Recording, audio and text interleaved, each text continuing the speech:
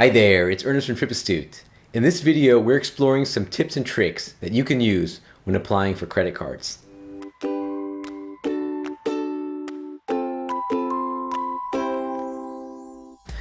For most people, credit cards are the best way to earn points and miles for free travel, especially with opening bonuses.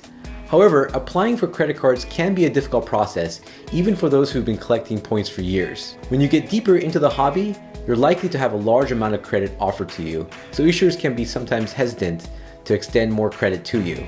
So in this video, I'm going to share my top 10 tips and tricks to improve your chances when applying for credit cards. Number 1. Understand your credit score and history. It used to be pretty tough to get a hold of your credit score. However, nowadays, it's easier than ever. Most credit card issuers provide you access to your score. There's also free sites like Credit Karma, Credit Sesame, and Quizzle, which should give you an idea of your score.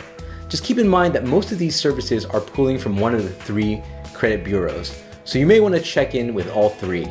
Lastly, you can request a full credit report every year from annualcreditreport.com, which includes data from all 3 major credit bureaus. I recommend reviewing your credit report every year to make sure that you don't have any misreported accounts or discrepancies. Number 2, search for the best available offer. When applying for a specific card, make sure you do a quick Google search to see if there are any better offers for the card. It's common for issuers to have different bonus offers depending on the landing page, so it pays to look around for the best offer. Number 3, take a screenshot of your offer when applying. This not only helps if you don't receive your offer and need to contact the issuer, but also helps you to remember the terms and conditions for the bonus. Most bonuses will require you to spend a certain amount within the specific time period, so it's helpful having a record of it. Number 4, state your entire income.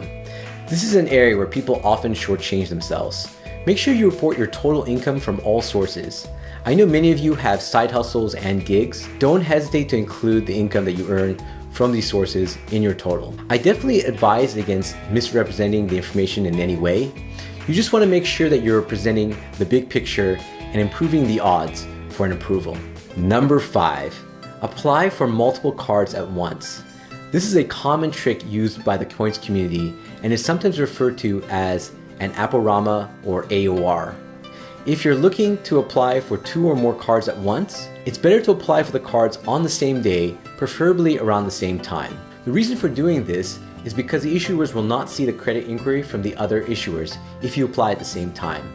Keep in mind that you shouldn't use this trick to apply for cards from the same issuer, as they will definitely see your multiple applications. But if you were to apply for a card from American Express and one from Capital One on the same day, it should work just fine.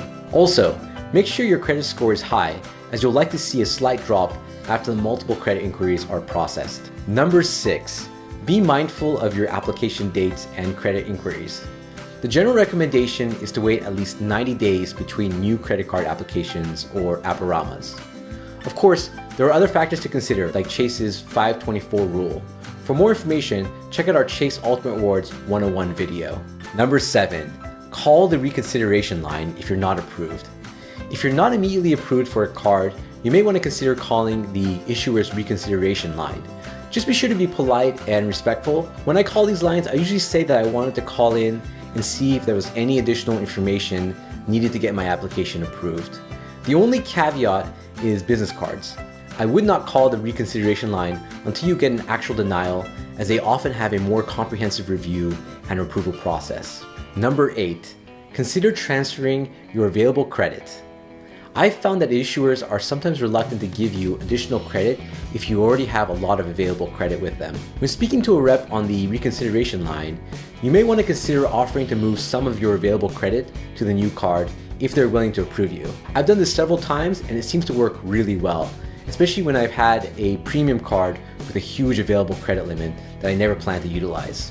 Number 9, consider downgrading cards or changing them to other products.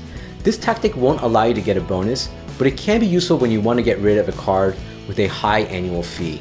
Instead of simply canceling the card, you may want to opt to downgrade or convert it to a free version of the card. An example would be converting a Chase Sapphire card to a Freedom card, or a American Express Charge card to an Everyday card. This not only allows you to retain your points, but also avoids any negative impact on the age of your accounts on your credit history. Number 10, don't limit yourself to personal cards. Many of you are eligible for business cards, even if you don't have a full-blown business. Things like selling items online, performing a service, or consulting can make you eligible for a business credit card. Just make sure you're transparent about the income that you earn. You don't need to have a huge income stream for them to approve you, and it's better to be truthful and honest to avoid any audits. We'll do a video on the topic soon with more details. And those are my top 10 tips and tricks when applying for credit cards. Do you have any suggestions on improving your chances for getting approved? If so, please share them below. Also, let us know if you have any questions. I've included some helpful links in the video description. If you enjoyed this video or found it useful, please hit the like button and consider subscribing. It's completely free and you'll get notifications on all our new updates. Also, check out our 2 Points and Miles playlists. One is geared for those of you starting out in the hobby, and the other is for those of you who are more advanced and experienced. Until next time, travel safe and travel smart.